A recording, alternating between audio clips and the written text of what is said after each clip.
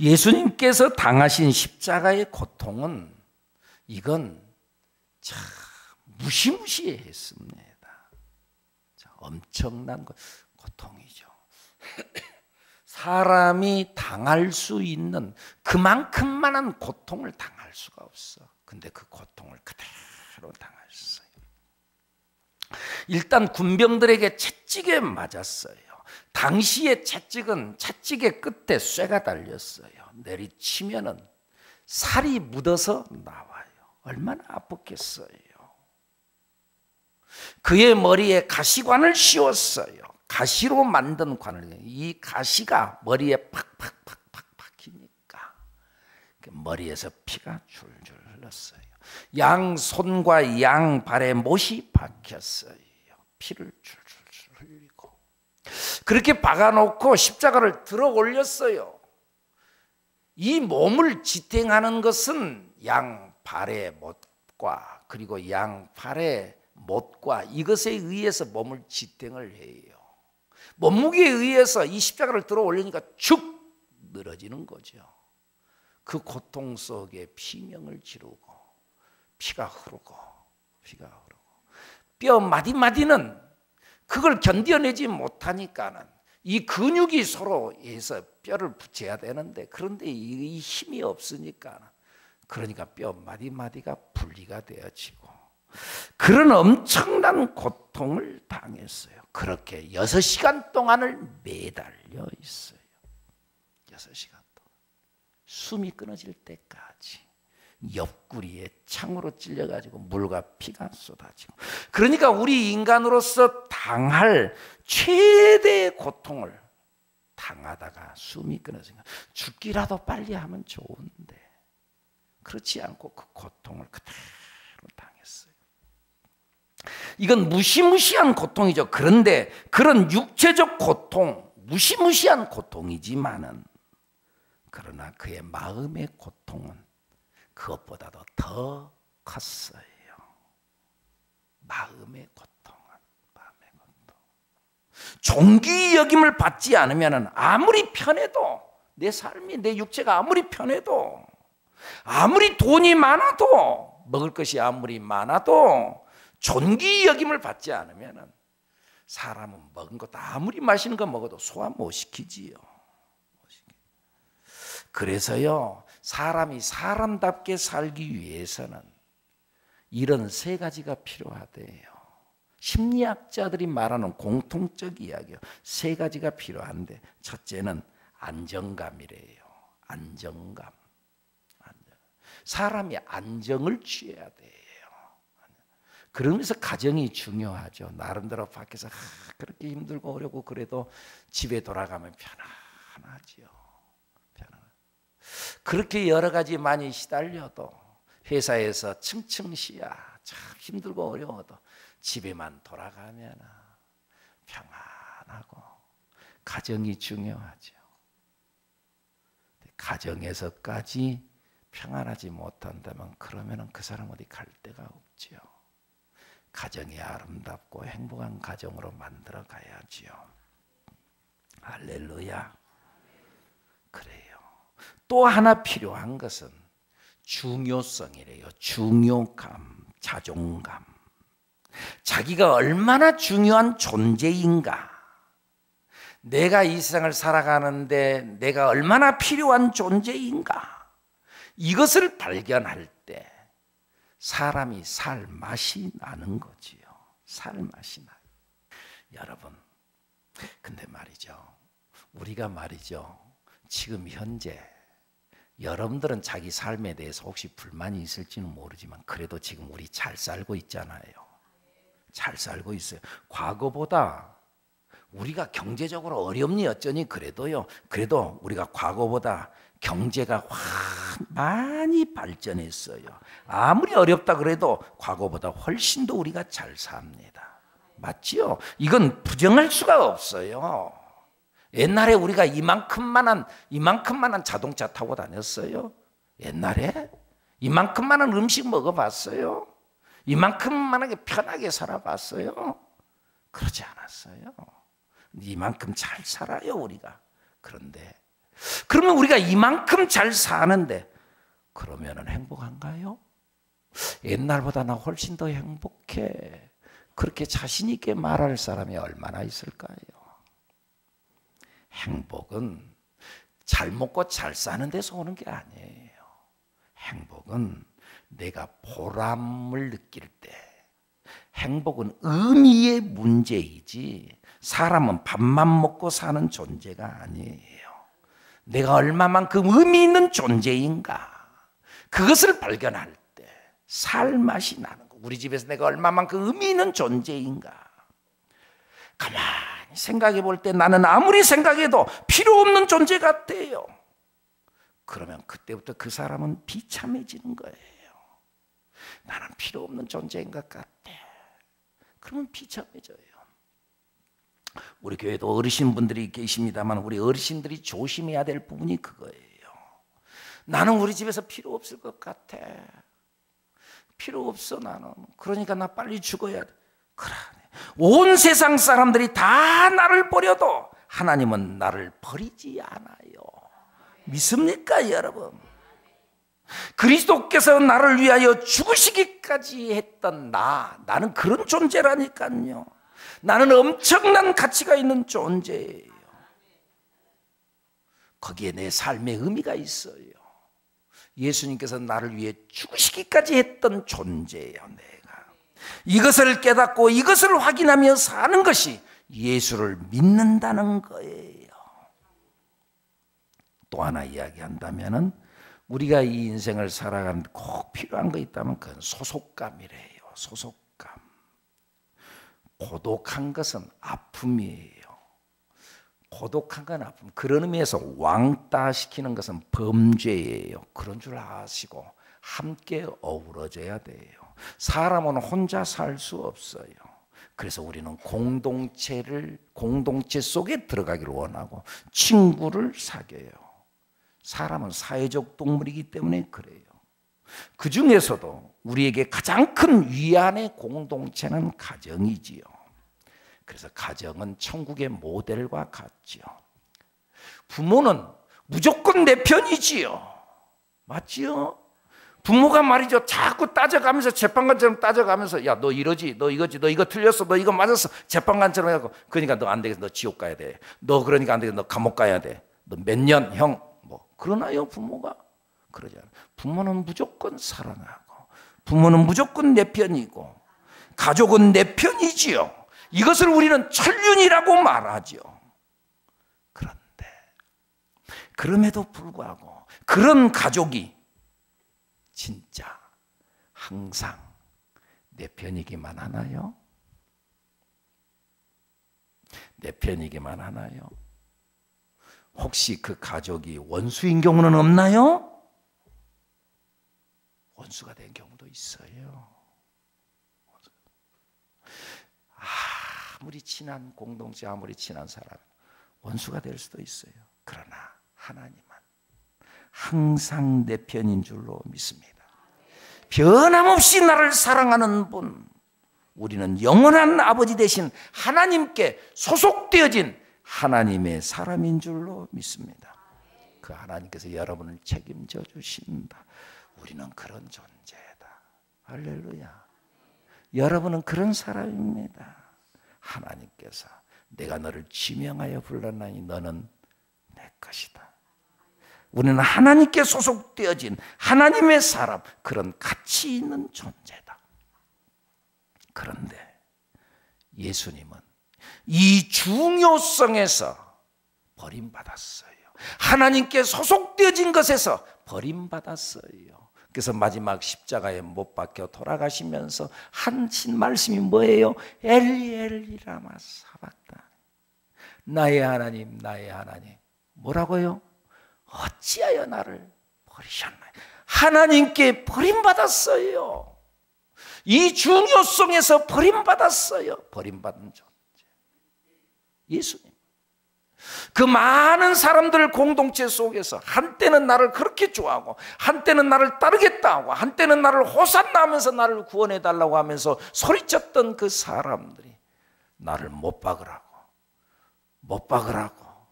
외치면서 나를 버렸어요. 버렸어. 내가 군중으로부터 필요 없는 존재로 버림받았어요.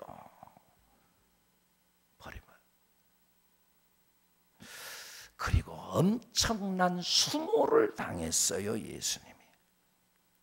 예수님이 죄인이 돼가지고 매를 맞았어요. 여러분, 이걸 그냥 예수님이 십자가에 못 박혀 돌아가셔서 매 맞았어, 채찍에 맞아, 그렇게만 생각하지 말고 나를 이 채찍에 맞는 예수님께 대입을 시켜놓고 한번 생각해 봐요.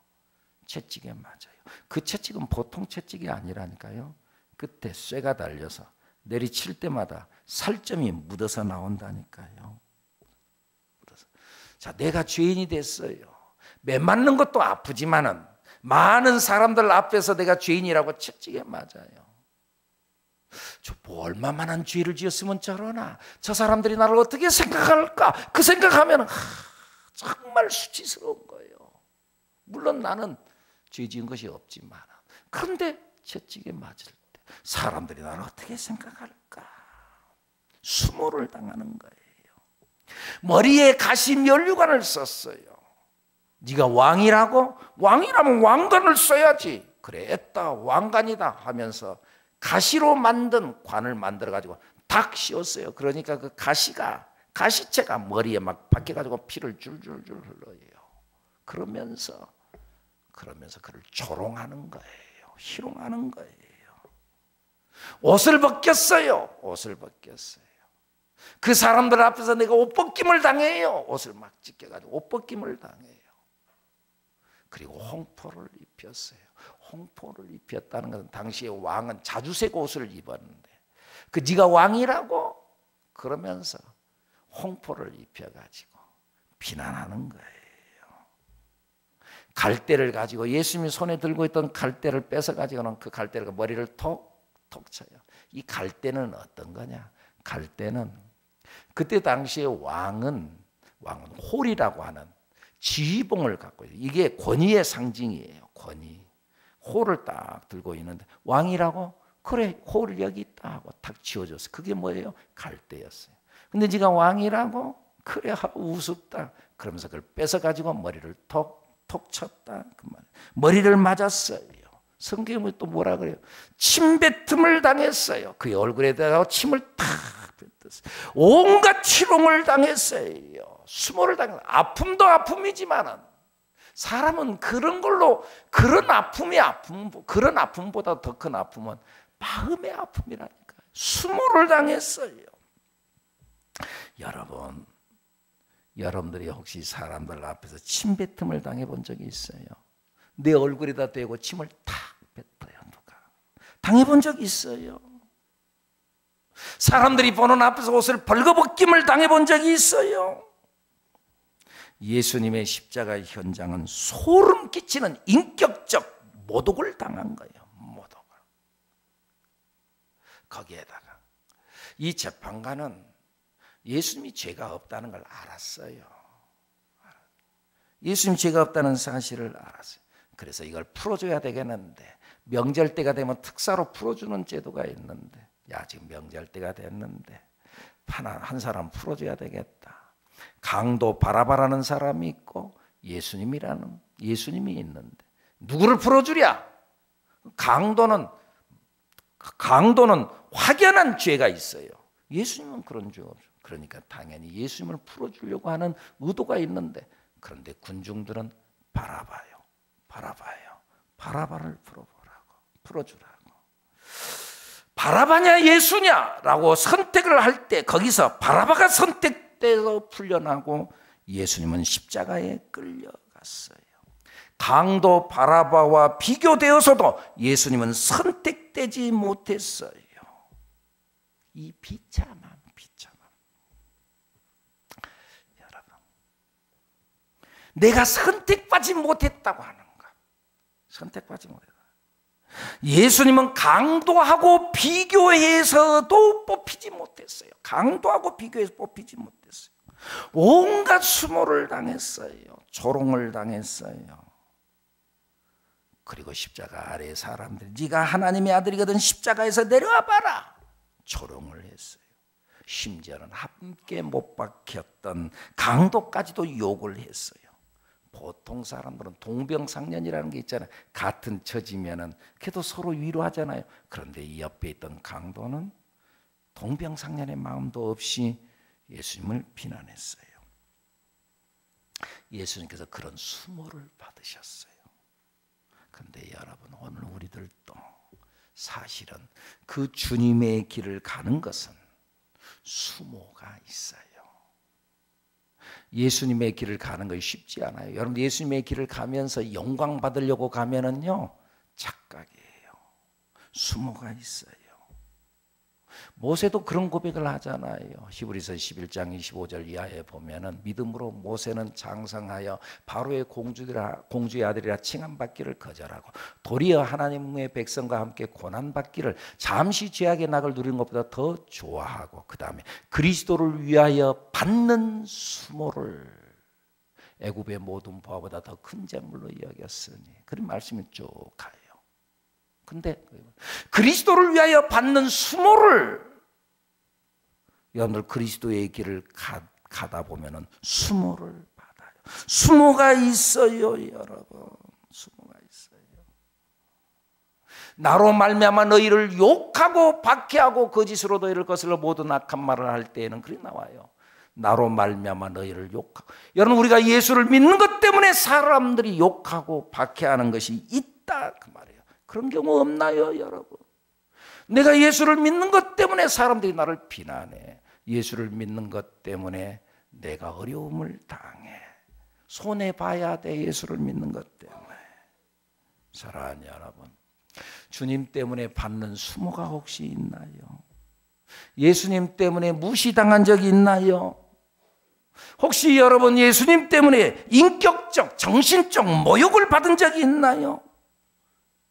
그러나 여러분, 그 수모가 오히려 기회인 줄로 믿습니다. 수모가 기회예요. 수모가 상이야. 나로 말미암아 너희를 욕하고 박해하고 거짓으로 너희를 거슬러 모든 악한 말을 할 때는 기뻐하고 즐거워하라. 하늘에서 너희의 상이 크미니라. 오히려 상 받는 기회야, 기회. 마태복음 15장에 보면은요, 가나안 여인에 대한 이야기가 나와요. 가나안 여인이 있는데 이방 여자죠. 자기 딸이 하나 있어요. 이 딸이 병들었어요. 그래서 예수님에 대한 소문을 듣고 예수님 앞에 오면 병이 낫는다. 야, 이 딸을 데리고 예수님 앞에 왔어요. 예수님 좀 고쳐주세요. 그러니까 예수님께서 하시는 말씀이, 나는 유대인을 위하여서 내가 왔지 너희를 위해 온 게 아니다. 그래도 좀 고쳐주세요. 그랬더니 자녀의 떡을 취해서 개에게 주는 것이 마땅하지 않다. 개 취급을 해서 모욕을 줬어요. 모욕을 줬어요. 그러니까 이 여인이 보통 사람과 그런 모욕을 당했으면 그러면 내 욕을 하고 떠날 수도 있는데, 이 여인은 주님을 더 붙들면서 더 가까이 대하면서, 주여 옳습니다. 당신의 말이 옳습니다. 나는 개 같은 존재입니다. 그런데 개들도 주인의 상에서 떨어지는 부스러기 음식은 먹을 수 있지 않겠습니까? 부스러기 은혜라도 좀 주십시오. 그때 예수님께서 그를 바라보면서 하는 말이 뭐라 그래요? 여자여, 내 믿음이 크도다. 보통 사람 같으면 욕하고 떠나고 그냥 다 그랬을 건데, 그런데 그래도 괜찮습니다. 주님의 말씀 없으면 나는 개 같은 존재입니다. 근데 개들도 주인의 상에서 떨어지는 부스러기 음식 먹을 수 있잖아요. 부스러기 은혜라도 주십시오. 이게 보통 믿음이 아니거든. 그래서 예수님께서 내 믿음이 크도다. 내 소원대로 되리라. 내 믿음이 크다라고 인정받았던 이유가 뭐예요? 수모를 받았기 때문이거든. 모욕을 당했거든. 그걸 극복했더니, 야, 너 진짜 믿음이 있구나. 인정받았다, 그 말이죠. 사람들이 다 나를 존경해요. 거기서 지키는 믿음 누가 못 지켜요? 야, 믿음 좋네. 그러면서 막 사람들이 존경해요. 거기서 지키는 믿음 무슨 상이 있겠어요? 그건 누군들 못하겠어요. 욥의 신앙이 위대한 이유가 뭔가요? 엄청난 고난이 왔어요. 근데 그 가운데서도 욥이 하나님을 원망하지 아니하였다라. 그것 때문에 그의 신앙이 위대해진 거예요. 시련이 온 것, 그것이 오히려 기회였어요. 인정받는 기회였어요. 그 엄청난 시련 속에서도 욥은 하나님을 원망하지 않았어요. 그의 신앙을 지켰어요. 인정받았어요. 사랑하는 여러분, 인생을 살아가는 것이 힘듭니까? 여러분들이 어떤 하나님의 사역을 하는데 힘든 일이 있습니까? 수모를 당했나요? 그것이 기회입니다. 나를 보여줄 수 있는 기회입니다. 내 신앙을 보여줄 수 있는 기회입니다. 기회요, 기회. 잘 될 때 잘하는 거 누군들 못 돼요. 다윗이 골리앗을 만난 것은 위기였습니다. 그러나 그것이 기회였습니다. 골리앗을 만났기 때문에 왕이 될 수 있는 기회를 얻었습니다. 골리앗을 만났기 때문에 사람들의 시선이 사울에서 다윗에게로 옮겨갔습니다. 다윗을 만난 건 위기였습니다. 근데 골리앗을 만난 것은 위기였습니다. 그런데 그 골리앗이 오히려 기회였습니다. 요셉도 마찬가지잖아요. 요셉이 정말 요셉이 보디바르 집에서 누명을 썼습니다. 누명 쓴 것은 억울한 일입니다. 그런데 누명 쓴 것이 기회였습니다. 기회였잖아요. 베드로가 밤새도록 고기를 잡았지만 한 마리도 못 잡았습니다. 근데 그것이 예수님을 만나는 기회였습니다. 예수님 만나고 난 이후에 어떻게 됐어요? 깊은 데로 가서 그물을 내려라. 그 일로 인하여서 고기를 많이 잡는, 한 마리도 못 잡았습니다. 경제적으로 파탄을 당했습니다. 그런데 오히려 파탄으로 인하여서 고기를 많이 잡는 경제의 부흥을 이뤘습니다. 날 때부터 맹인되었던 사람이 있었습니다. 불행하잖아요. 태어날 때부터 앞을 못 보는 자가 얼마나 불행해요. 그런데 성경에 보니까 그것이 오히려 기회였다고. 그에게서 하나님이 하시는 일을 나타내고자 하심이라. 그를 통하여 하나님이 하시는 일을 나타내는 역사. 그래서 두 눈이 띄어지고 못 보던 것을 보고 그를 통하여 하나님의 기적이 일어나게 된 줄로 믿습니다. 사랑하는 새하늘교회 성도 여러분, 수모가 있나요? 살아가는 것이 너무너무 힘들나요? 망했나요? 근데 그것이 기회래요. 억울한가요? 그것이 기회래요. 몸이 아파요? 그것이 기회래요. 믿음을 보일 수 있는 기회래요. 주님의 능력이 내 몸속에 나타나는 기회래요. 이 기회가 여러분들 위해 나타나게 될 줄로 믿습니다. 부활절을 향하여 가는 이 시점에 서서 부활의 능력이, 예수님의 부활이 여러분의 부활로, 예수님의 능력이 여러분의 능력으로 나타나지는 놀라운 역사가 있어지기를 축복합니다.